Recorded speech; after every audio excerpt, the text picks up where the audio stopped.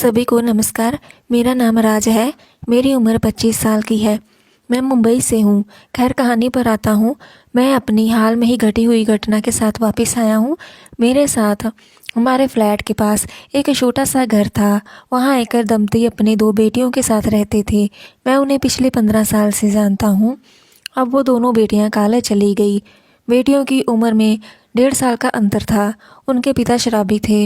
वो रोज़ रात को शराब पीकर घर आते थे और अपनी पत्नी के साथ झगड़ा करते थे और फिर 3 महीने बाद उसकी पत्नी उसको छोड़कर चली गई। वह अपनी दोनों बेटियों की देखभाल करने में सक्षम नहीं था।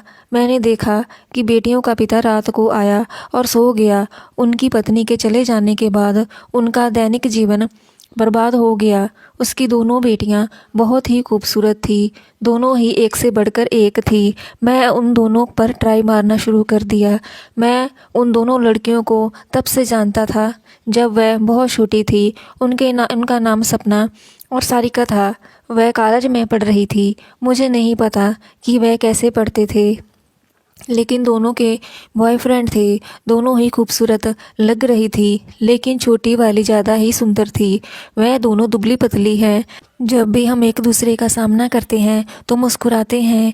एक दिन जब मैं अपने ऑफिस के फ्लैट पर लौट रहा था तो मैंने देखा उनके घर के सामने कुछ लोग उलझे हुए थे। मैं उनके दरवाजे पर गया। खूब जमघट लगा। मैं 1 घंटे के बाहर इंतज़ार कर रहा था। उसके बाद मैंने उनके मुख्य दरवाजे पर दस्तक दी। सारिका ने दरवाज़ा खोला। मैंने उससे पूछा कि यहाँ पर क्या हुआ है, तो उसने मेरे प्रश्न का उत्तर दिया कि उसकी बड़ी बहन सपना अपने प्रेमी के साथ राज्य के बाहर किसी होटल में गई थी। कुछ करने से ठीक पहले ही सपना को कुछ बीमारी महसूस हुई। वह घबरा गई और उन्होंने वापस लौटने का फैसला किया। उसके बाद उसके बॉयफ्रेंड ने उसे छोड़ दिया। इसलिए उसका रो रो कर बुरा हाल हो गया है, क्योंकि बहन को लग रहा है कि वह कोई सामान्य लड़की नहीं है। इससे सपना को बहुत दुख हुआ है। मैंने देखा सपना अपने बेडरूम में रो रही थी। फिर मैं वहाँ से लौट आया। ये सुनकर तो मुझे भी बहुत दुख हुआ। खैर हम कर भी क्या सकते थे। यह सब सुनने के बाद मैं घर वापस आ गया। 2 हफ्ते बाद मैंने देखा कि सपना मोबाइल पर फ़ोन पर बात कर रही थी और मुस्कुरा रही थी। मैंने उसकी कॉल ख़त्म करने के बाद उससे पूछा कि वह कैसी है। उसने जवाब दिया कि वह अब ठीक है, लेकिन उसे विश्वास नहीं हो रहा था कि उसके प्रेमी ने उसे छोड़ दिया है। मैंने उसे उसकी किस्मत के लिए सत्यापना दी। फिर 1 हफ्ते के बाद मुझे उसका पिता सड़क पर मिला। उन्होंने मुझे कहा कि सपना की शादी के लिए कोई अच्छा लड़का ढूंढो।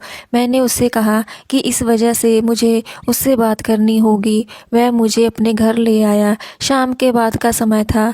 मेरे सपना के सामने बैठने के बाद वह शराब पीने के लिए घर से बाहर चला गया।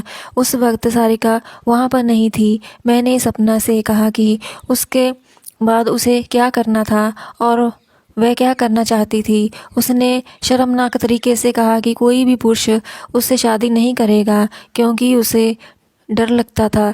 मैंने उससे कहा कि अगर वह सचमुच अपने डर से बचना चाहती है तो मेरे साथ मिलकर अपने डर पर काबू पाए। वो कुछ नहीं बोली, लेकिन उसके चेहरे से मुझे अपने मन की बात आगे बढ़ाने का इशारा किया। मैंने उसे दिखाने के लिए अपने स्मार्टफोन निकाला और अपना वीडियो खोला। वह मुझसे कहती रही कि उसे पसंद था, लेकिन वह कभी कभी उसके चेहरे पर थप्पड़ मारती। उसने मुझे यहाँ तक बताया कि उसके बॉयफ्रेंड ने उसे बहुत सारे वीडियोस भी दिखाए। मैंने सपना के साथ अपने वीडियोस दिखाने का प्लान रोक दिया और वो बाथरूम में चली गई। जब वह मेरे पास आई तो मैंने उसे बिस्तर पर बैठने को कहा। मैंने उससे कहा कि मुझसे मत डरो। उसने धीरे से कहा, तुम कुछ भी करो लेकिन मुझे प्रेग्नेंट मत करो। वह मुझसे बार बार कहती गई कि उसे गर्भवती मत बनाओ। मैंने उससे कहा कि इस बारे कोई भी चिंता मत करो। तभी अचानक किसी ने लाइट जला दी और हमें करते हुए देखा। यह उसकी बहन सारिका थी। घर में प्रवेश करने के लिए उसके पास डुप्लीकेट चाबी थी। उस वक्त हम दोनों को बहुत शर्मिंदगी और परेशानी महसूस हुई।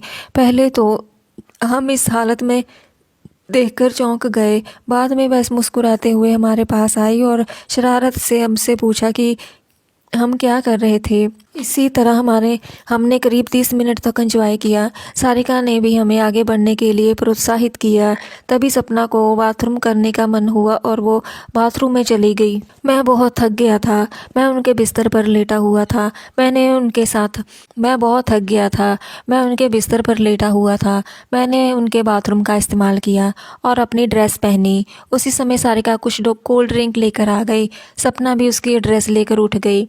हम तीनों ने कोल्ड ड्रिंक पी और फिर कुछ देर गपशप की। उसने कहा कि बड़ी बहन की शादी से पहले वह कैसे शादी कर सकती है। फिर जब उनके पिता नशे में धुत होकर घर आए तो मैंने उन्हें छोड़ दिया।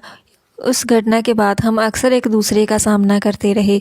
3 हफ्ते बाद मुझे सपना के लिए लड़का मिल गया। मैंने उनके लिए एक दूसरे के साथ बात करने की व्यवस्था की। लड़के से बात करके मुझे सपना खुश हो गई। 1 महीने बाद उन्होंने परिवार के सामने एक दूसरे की शादी कर ली और फिर 2 हफ्ते के अंदर सारिका ने भी अपने बॉयफ्रेंड से शादी कर ली। सपना की शादी के लिए उनके पिता ने मुझे बहुत धन्यवाद किया। अब ये दोनों खुशी खुशी अपनी शादीशुदा ज़िंदगी में एंजॉय कर रही हैं। उन दोनों के बच्चे हैं। लेकिन मुख्य बात यह है कि मुझे एक लड़की को उसकी बहन के सामने